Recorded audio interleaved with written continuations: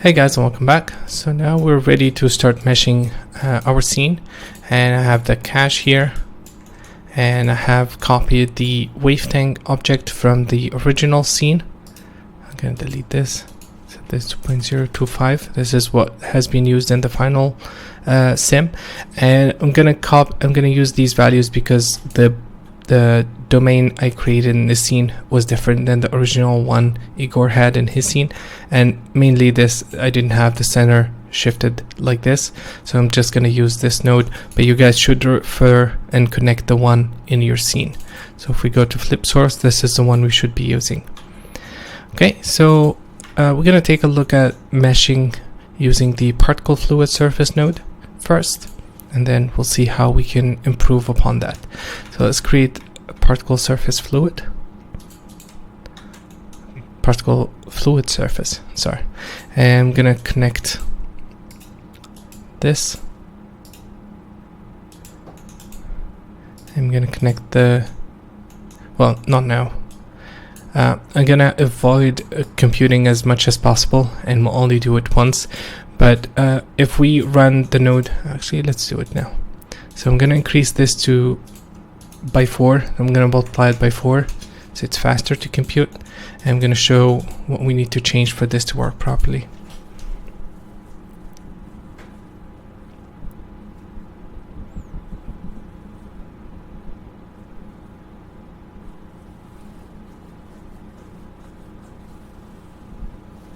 Cool. So if we look at the domain, we are getting all this geometry, and we don't need that. Okay, we need to provide the domain that was used in the sim for this node, so that it gives us back only the geometry that we need. And if we go under region, we're going to provide the bounding box domain information. So I'm going to turn on use bounding box. I'm going to copy the domain size here.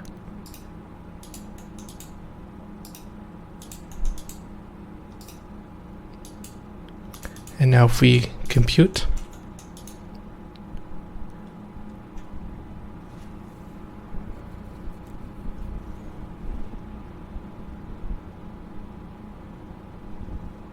cool, it clipped everything and it gave us back only the geometry that we need. Cool. So the next thing is we want to update these values to use the real one in the sim, and we're going to lower the voxel size to capture more detail. So I'm going to disable this for now, and I'm going to set this back to 1 so we don't scale that. I'm going to lower the voxel size to increase the details, and lower the influence scale as well to half, and then the droplet, we want to set this to something lower than 1.085 is a good value. And let's turn on back the cooking, and let's wait for this to finish. And obviously it's gonna take a lot longer now, but the resolution is gonna be much higher.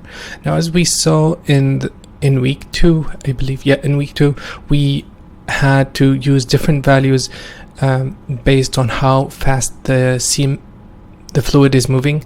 So for fast moving parts, we would increase the resolution quite a bit, and then for the parts that are not moving too fast, we would use a different settings, and this way is going to help with the flickering. And by mixing the two, we get the best of both worlds. And the particle fluid surface has a similar feature to this under the filtering, and we're going to take a look at that in a second. So we can tell it to apply a smoothing on certain region by checking the velocity and things like that. And let's wait for this first to finish.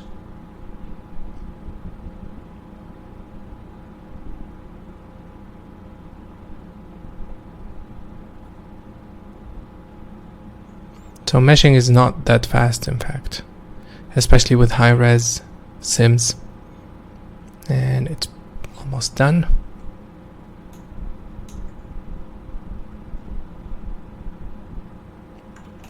Cool. So this is the resolution. This is how much details we have. And you can see we have a lot of issues that we need to fix. First of all is the droplets. We need to get those out of the way. And then the values here are quite good. I like all the small details, but here you can see it's gonna flicker a lot and so we need to apply a smooth or a different values in those areas that are not moving at the same speed, like here. Okay, so let's do that. I'm gonna increase this back to 4 or even 5, so it's really fast to compute. And then we're gonna go under filtering, and I'm gonna turn on final smooth. I'm gonna change this to Gaussian, and here we can turn on mask pardon me, and we can use a range to tell it to apply the smoothing in this area only. So here I'm gonna set this to 2, and the vorticity range is gonna be from 5 to 15, and I want to visualize the mask, and I'm gonna set the combination mode to maximum instead of over. And let's take a look.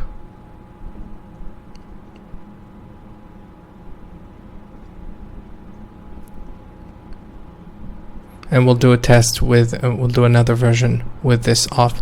And you can see it's doing extra computation now. You see here it's saying filter.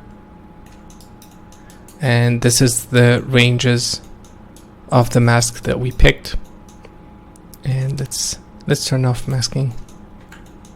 And you can see here it's much smoother now. And let's copy this node. And I'm going to turn off a final smooth, and it's going to compute now without the Gaussian filtering.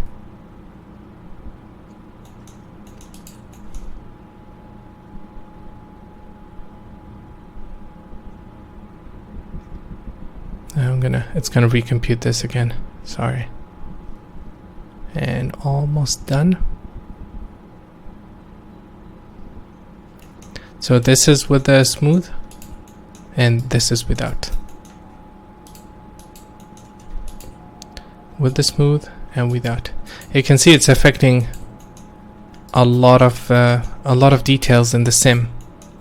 We are still running at low res, so that's gonna make a huge difference. But we are really it's smoothing out a lot of areas that we are not we don't want to lose. So what I'm going to do is I'm gonna leave these settings. I'm gonna set this to 1. Let me disable this. I'm gonna set this to 1. Turn on the calculation, and then wait for this, and we'll continue in the next video, and we're gonna start building our own meshing system. So we'll do that in the next video. Thank you guys for watching, and see you in a bit. Hey guys, and welcome back. In this video I wanted to talk about another feature that is part of the particle fluid surface node. If we go under regions, below the bounding box which we've set, there's a flattening section, and let's turn this on.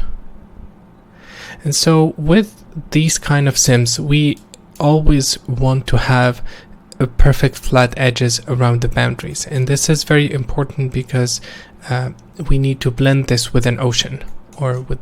We need to blend this with an ocean. So if we have any variation at the edges, it's not going to work properly. So this features here is going to provide us with some tools and options to do that. And let's pick a different frame where we have more ripples, maybe this one.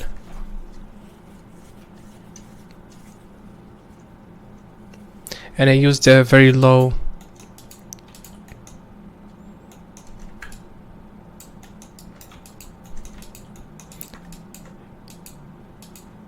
it didn't change, so let me try a different frame. I used a very low resolution, so it's faster for us to work with. And I'm gonna copy this node and paste it again. Let's see why it's not cooking. I may have to change a value here.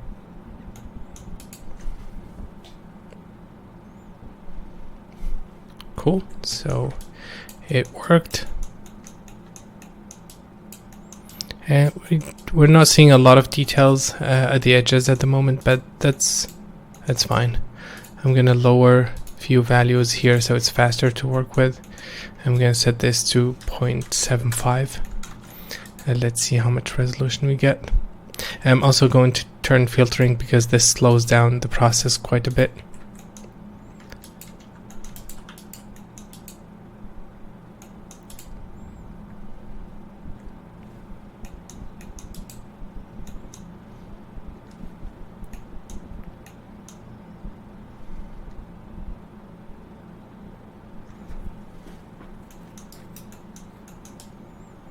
Cool. So let's see. Let's go to under region and let's turn this off. And you see already this area changed. So let's turn it back on. And you can see a change around the region. And the way it's working is it's finding out the domain and then flattening out all points that are around this area. We can choose to output the flatten attribute, which will tell us how much the points has changed. And this is the water level, which we want to keep at 0. And let me check. And then the flatten distance is how far we want to go inside the volume. So let's increase this to 1.5. And let's try something big.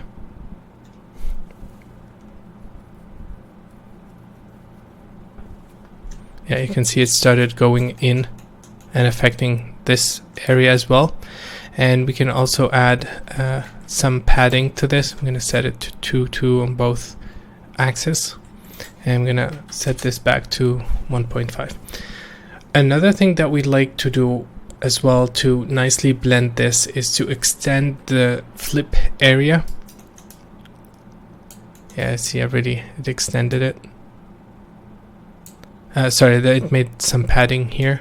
And the last bit is we want to extend this, so I'm gonna set it to extend along each axis. And this is gonna show us another option here. I'm gonna set this to 30 and 20. Let's see.